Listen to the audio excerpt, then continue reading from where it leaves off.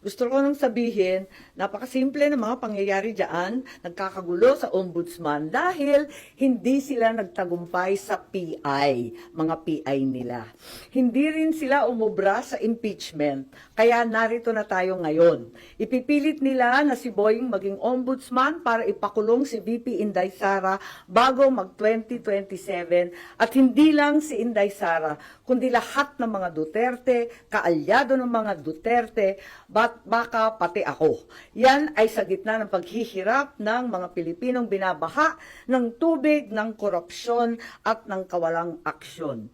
Tinutukan ko ang Plan A nila na People's Initiative Chacha.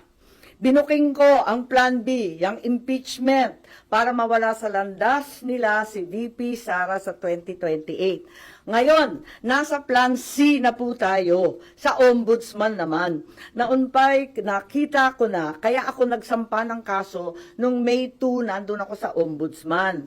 Kung hindi kayo titigil sa pamumulitika, mag-asaran tayo, hindi ko rin kayo tatantanan.